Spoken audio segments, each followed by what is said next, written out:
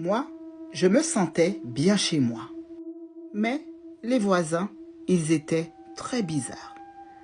Quand je sortais de chez moi, ils étaient tous là à me regarder comme ça, comme des bêtes sauvages, et ne décrochaient pas un mot. Les mois passent, et là, je commence à sentir des odeurs bizarres dans l'appartement. Pourtant, je suis une pro du ménage. Je faisais tout le temps le ménage. C'était des odeurs que je ne pourrais même pas expliquer. Je ne comprenais pas pourquoi j'avais toujours plein d'araignées chez moi, des toiles d'araignées partout, alors que je les enlevais tout le temps. Je nettoyais tous les murs, les plafonds, tout. J'avais des mille-pattes chez moi, quotidiennement, des fourmis, des cafards. Ils avaient élu domicile dans cet appartement. Pourtant, je ne cessais de faire le ménage et je les voyais la nuit. Ma fille ne voulait plus entendre parler de sa chambre. Pourtant, je lui avais fait une super chambre de princesse. Elle avait peur de la maison. Elle ne voulait pas rester seule dans sa chambre. J'ai fini par accoucher de mon petit garçon. Et un soir, pendant que je l'allaitais, je me suis endormie.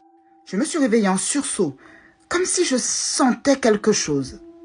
Et là, je vois une ombre debout devant mon armoire.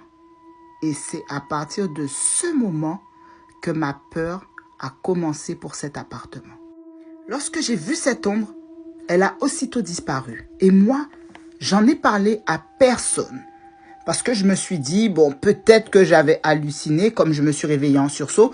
Donc, je n'ai rien dit à personne. Mais à partir de ce moment, j'avais toujours l'impression d'être observée chez moi. L'impression de ne pas être seule, de jour comme de nuit. Quand je regardais la télé et que je regardais du coin de l'œil, j'avais toujours une ombre présente dans la pièce. Et quand je tournais ma tête rapidement, elle n'était plus là. Un soir, je décide de briser le silence avec mes enfants. Je leur ai dit, je vais vous poser des questions, mais vous me répondez franchement, vous dites la vérité. Et là, je leur demande, vous n'avez pas l'impression que lorsque vous êtes seul dans une pièce, qu'en fait, vous ne l'êtes pas vraiment, comme s'il y avait quelqu'un avec vous, mais vous voyez personne. Mon fils aîné, qui a aujourd'hui 18 ans, me dit « Toi aussi ?» Alors moi, ne m'attendant pas à cette réponse, je lui demande « Moi aussi quoi ?» Qu'est-ce qu'il entend par « Toi aussi ?» Et là, l'enfant commence à me raconter. Il me raconte des choses qu'il a vécues dans la maison, mais il me dit qu'il pensait que c'était des blagues que son frère ou moi lui faisions.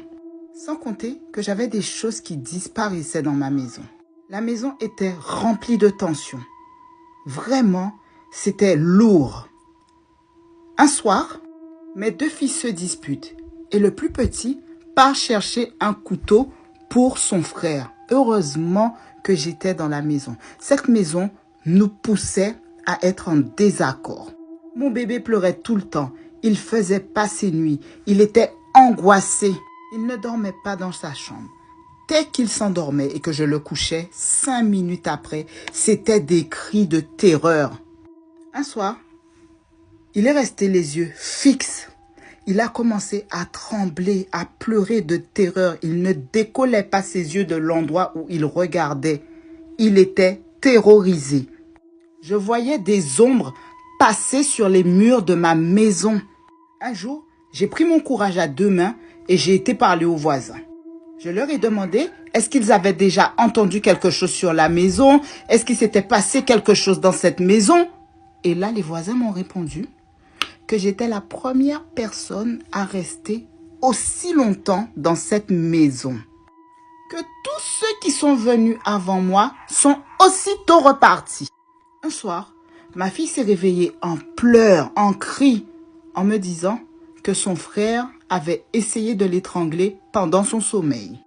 À chaque tombée de nuit, nous avions peur.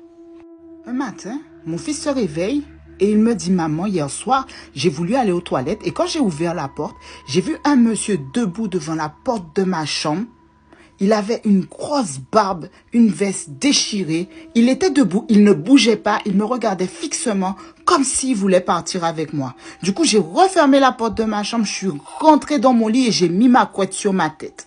Et quand j'ai réouvert les yeux, on était le matin. Ça a commencé à m'inquiéter et du coup, j'ai décidé d'aller consulter une grande dame en Guadeloupe. J'ai tout expliqué à cette dame-là et en repartant, elle m'a dit d'acheter du gros sel et une bombe de parfum Saint-Michel.